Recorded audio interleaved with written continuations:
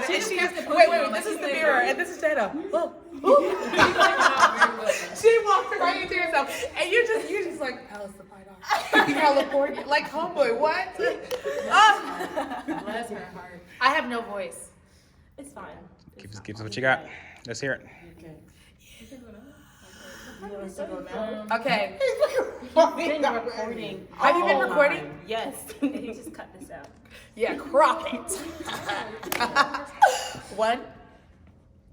Okay, harder up there. 1, 2. Ready? One, 2, 3. You are the source of my strength. Yes. Worship. You are the strength of my life. I lift my hands in total praise to you. Amen.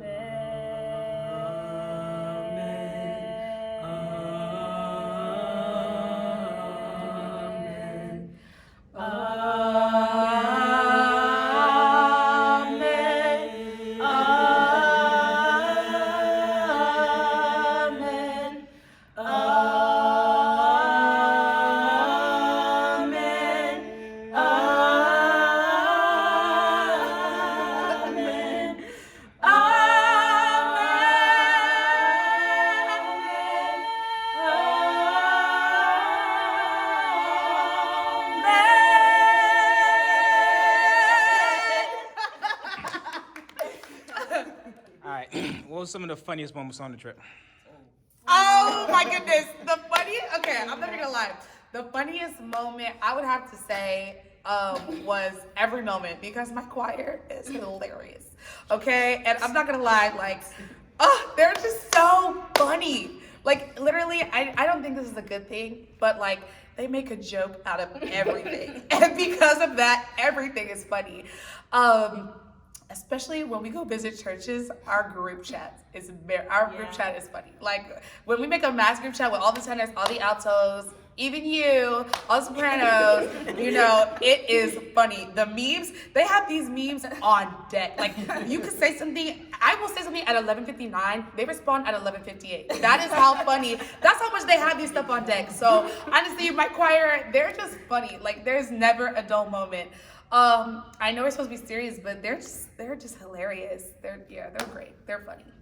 I'd say the funniest part was we had the opportunity to do a girls' night, and that was really fun.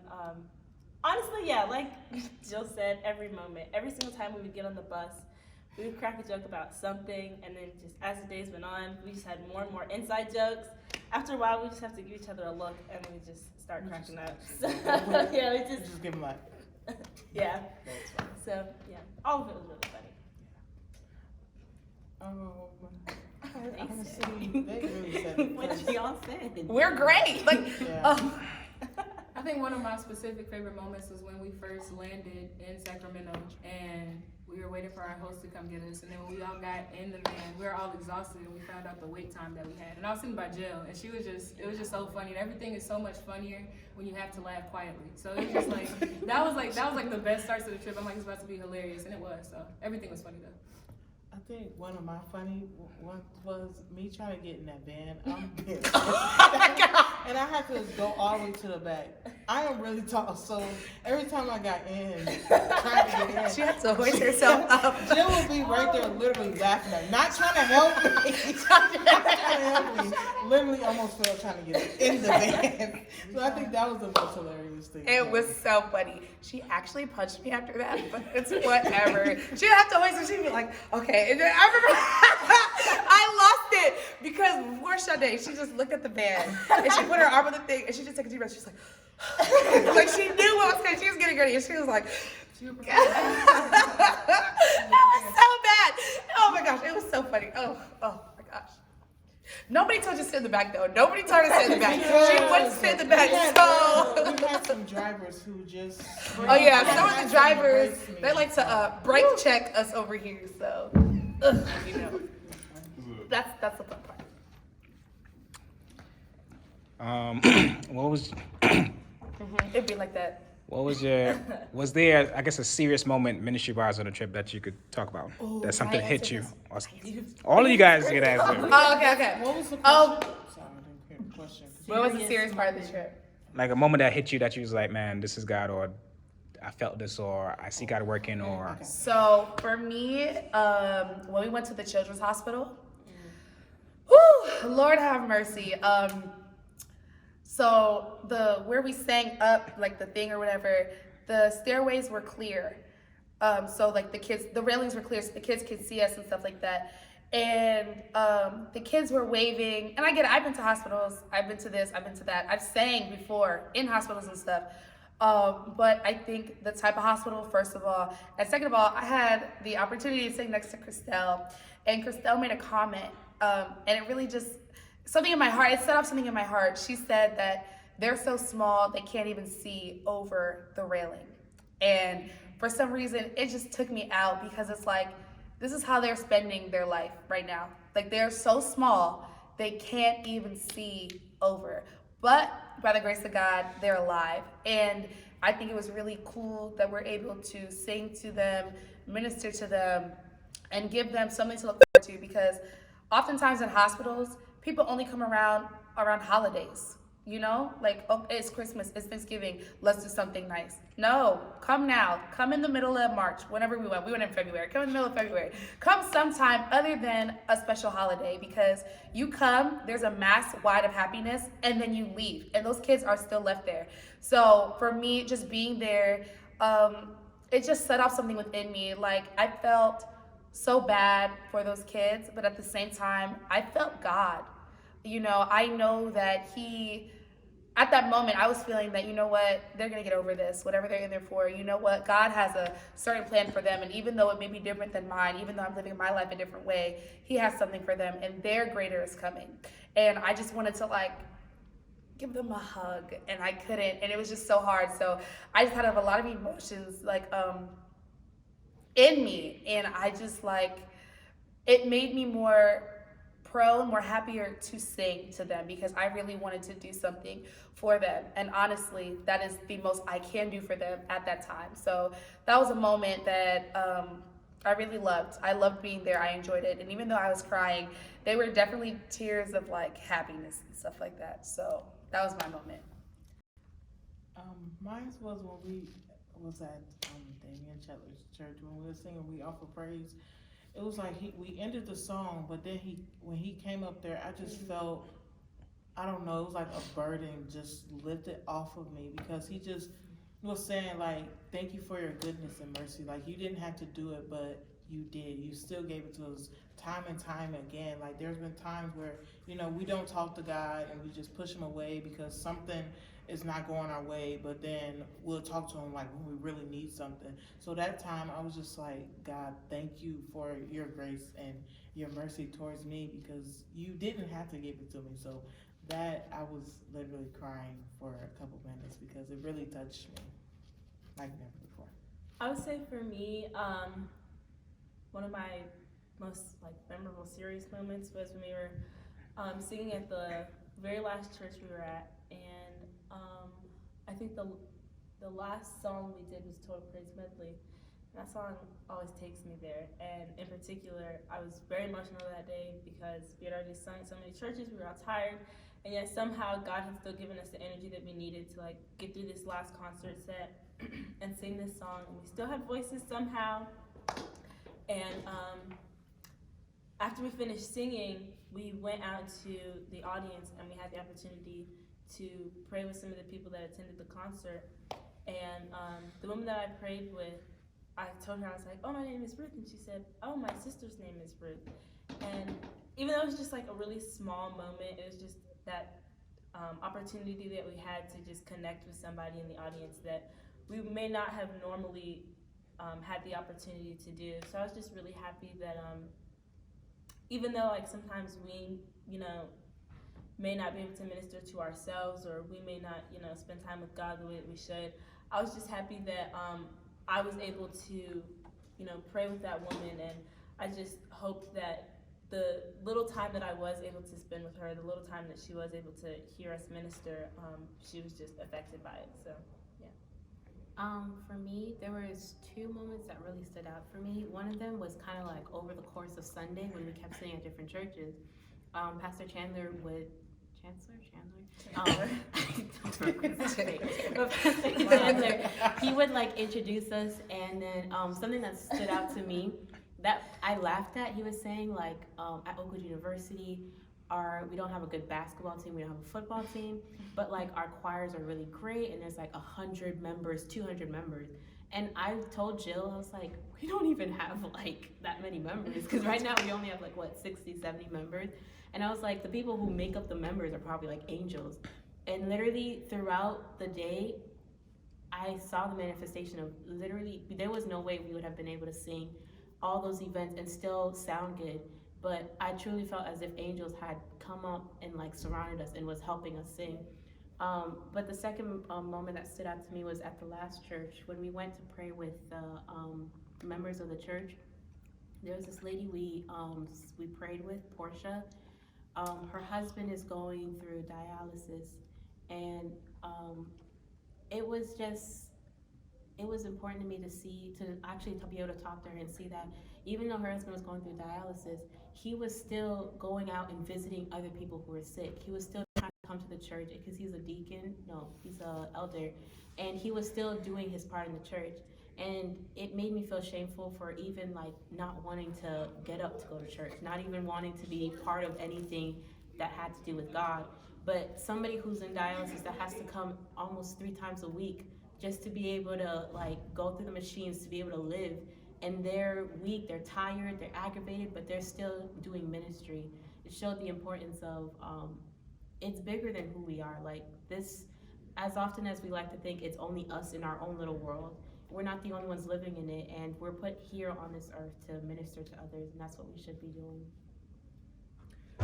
My favorite moment was the last church that we sang at on Sunday evening. We had a concert there, and like Ruth said, we were singing the Total Praise medley, and I remember like the Spirit like literally just like hit me, like, and I just started breaking down, crying, realizing how good God has been to me and all that He's brought me through. And getting off of the stage, I remember I saw Ruth in the hall. She said, "Are you okay?" And she gave me such a big hug, and she gave me such love and support. And it just reminded me like what it's all about, And going back inside where we went to go and pray with the congregation, I prayed for a lady who asked me to pray for her family and specifically her nephew. And after the prayer, she asked me for my name, and she's like, "I love you and thank you for praying this prayer for me, even if nobody else will." And that gave me the encouragement that I needed to continue going on in ministry, because people truly need what we have to offer. Even if we feel as though we don't have anything to give, we can still bless somebody in spite of. So I'm just grateful for that one. So you say the Spirit hit you? How did it hit you exactly? I was singing, and as I was when I say hit me, I mean like okay, like obviously the Spirit was moving. I don't mean like okay, I'm here. It was like but like when I say like still sit up. When I say the Spirit hit me, it wasn't like a boom, like out. It was like a wow, like I'm here, like a wind. It's like boom, like it's here, like it arrived, And I know the Spirit is always there, but God was really speaking to me in that moment and communicating things to me that I have been needing for a long time. And I just got a lot of affirmation in that moment. That's what I meant by the Spirit hit me.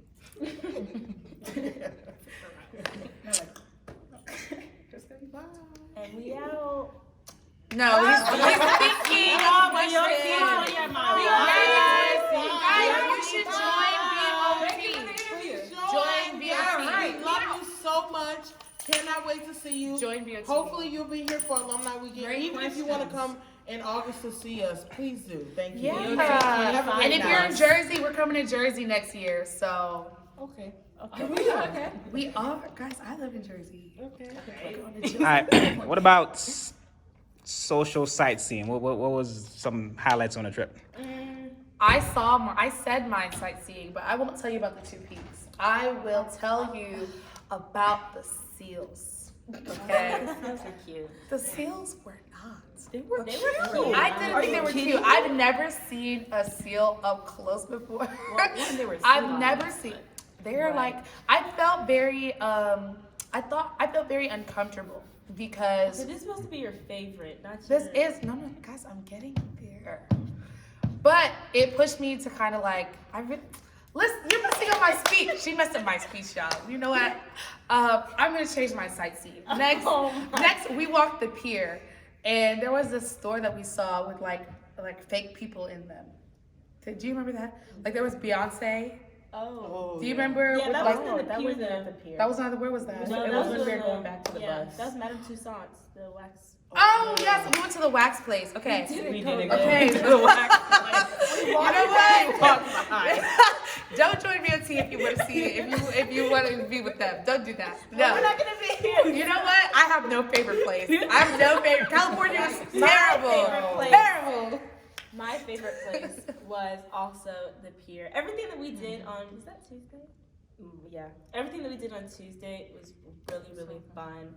It was kind of stressful because, you know, some of the cars that we were in were a little bit too Drivers. big to for those San Francisco streets, but we made it, amen.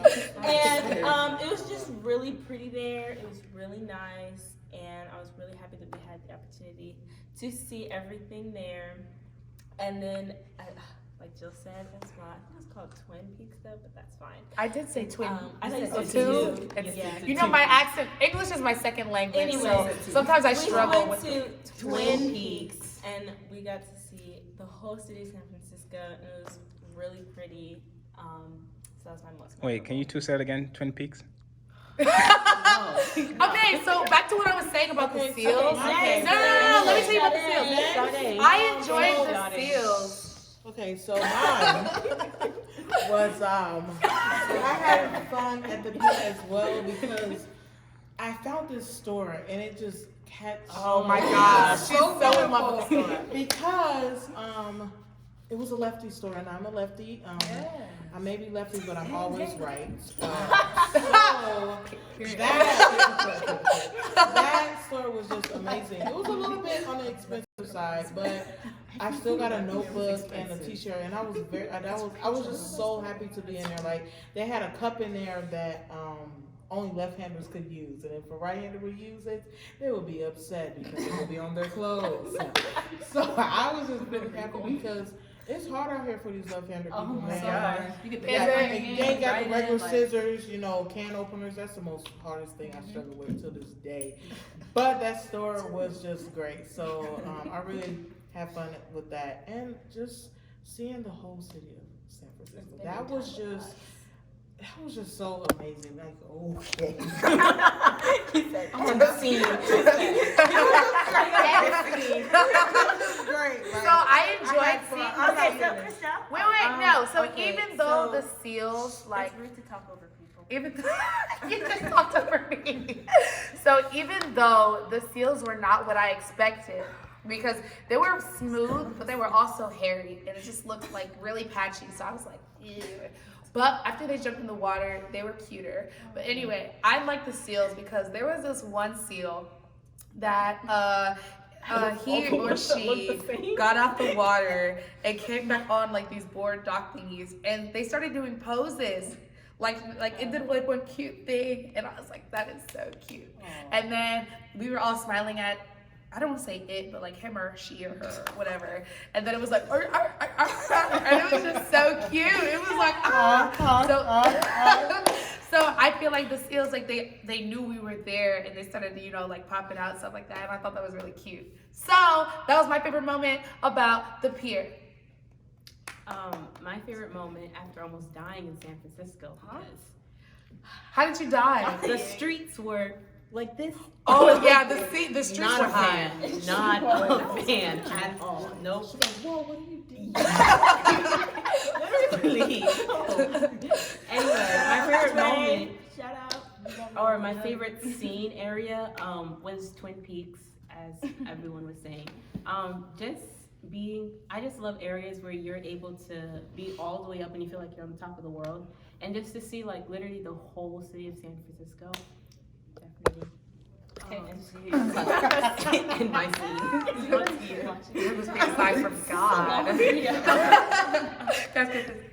My favorite spot was this little artwork shop that I found, and I liked it because a lot of the portraits that I saw there told like different stories, and so it was fun to like go through the story. It was pretty big. It was on the pier, and it had so many different pieces, and it was fun just trying to like create your own story in your head and stuff. And I was with a few other people who were all just like, yeah, so this is what happened in the next, and yada yada yada. And I was in there with Mike, and then he saw a little Chance the Rapper thing and flipped out and almost got kicked out. So that was fun. But yeah, that was my favorite spot. All right. Tell us about Jill and her jokes. Very loud. Jill has some 0 out of 10. Don't Jill has recommend. some great jokes. Very loud. 0 Great out joke. of 10. Don't recommend. She yells a lot. 10 out of 10. Don't recommend.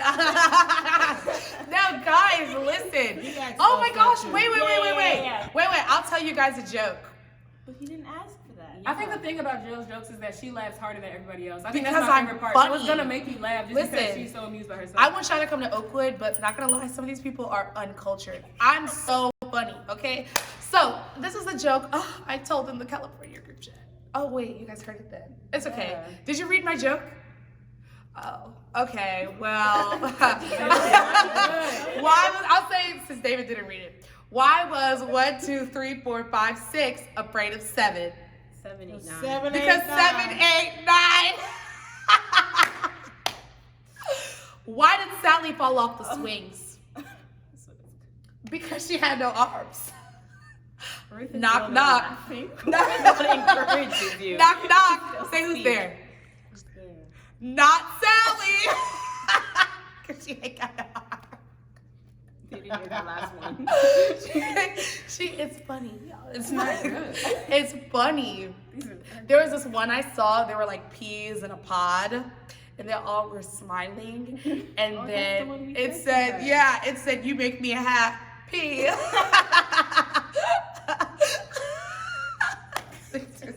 These are solid. You know, And that's that. I'm you so know jealous. why? Yeah. You know why the toilet paper? You know why the toilet paper didn't cross the road? Because it was stuck in the crack. Ruth is laughing because it's not funny. That's my I'm favorite just part. laughing. It's She's like, funny. laughing like, these are not good. So Right. Because much. like you have to think about it like, oh, it was stuck in the Thank you. Okay. All right, great. All Well, guys, right. thanks so much for Still watching. getting to know us and Guys, I'm funny in our other California ways. trip. Like, look. If we play charades, they always know what I'm gonna do. Let's play charades. Ready? Let's play charades. Who am I? If you're still watching, comment VOT 25. Oh yeah, comment below in the blog. Comment below what you want our next segment to Comment be what you on, think. and click the subscribe button and Right. put on the bell for for notifications. notifications, and we'll see you when we see you.